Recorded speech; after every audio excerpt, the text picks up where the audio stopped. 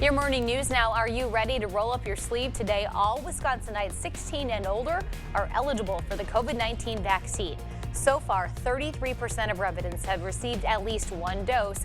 In La Crosse County, that number is 39%. We have more information about the vaccine and where you can get it at our website, news8000.com. Week 2 of the Derek Chauvin murder trial begins today in Minneapolis. The former police chief is accused. He is the former police officer accused in the death of George Floyd. Witnesses expected to take the stand include the city's police chief, who has condemned Chauvin's actions in the past. Chauvin has pled not guilty.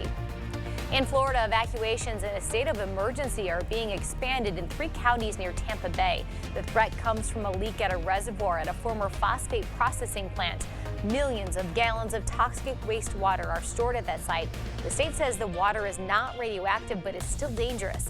Officials say the drinking water in that area remains safe. Following a wildfire near West Salem, officials are reminding people that there are multiple burn bans in place and you really need to avoid burning. On Sunday, firefighters in West Salem contained a wildfire off of Gills Coulee Road, and crews worked to clean up the area. West Salem Fire and police both responded to the scene. Authorities say there is no more danger to the public. The 2 children who were subjects of an Amber Alert have been found, but authorities are not releasing any details about how or where. Investigators are still looking for the man who took them. 36-year-old Daryl Harbor. Police say Harbor injured the children's mother. He shot her before driving off with those kids. In this picture here, it's a stock photo, a 2007 maroon Chevy Impala. According to Milwaukee police, the girl's mother has been taken to a hospital. She's being treated for non-life-threatening injuries, but Harbor, they believe, is armed. He may be still driving this car. If you have any information, you were asked to call Milwaukee police. We do have more information at news8000.com. We have a chance of a couple thunderstorms this morning, mainly south of I-90, but then the potential comes for more isolated showers or storms late this afternoon and into this evening. If any of them are able to develop and fire up, there's a small chance some of them could be strong to severe with damaging winds and large hail.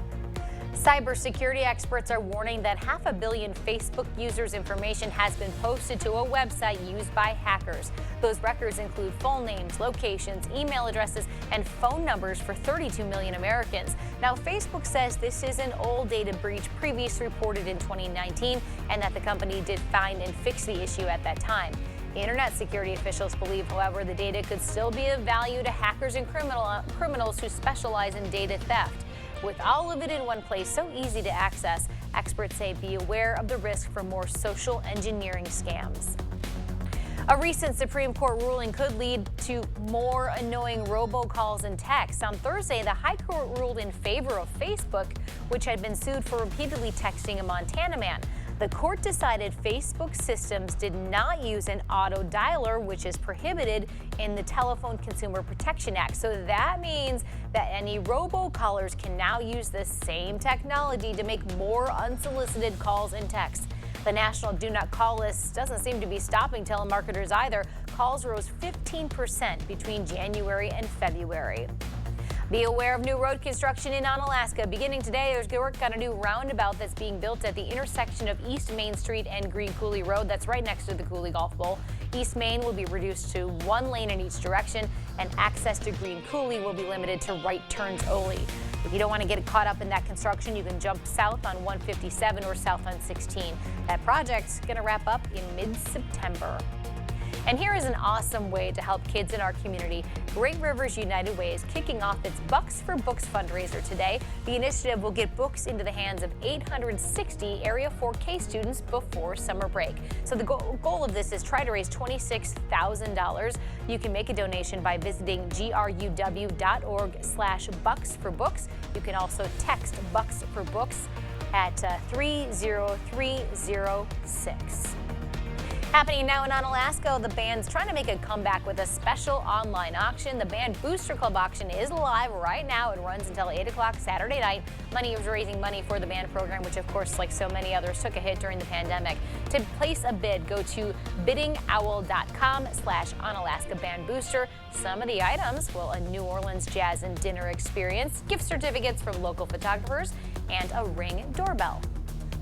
We have a slight chance of a couple showers, maybe an isolated thunderstorm this morning, mainly south of I-90, and it's mild when you step outside this morning, and it is going to be a warm day. 71 degrees at lunchtime. Now, we could see a few more isolated showers and storms develop late this afternoon, this evening, and tonight. 79 degrees for the high. If any of those storms are able to develop, there is a small chance some of them could be strong to severe, especially in our northern and western communities. Thank you so much for joining us this hour. CBS This Morning is up next. Have a great day.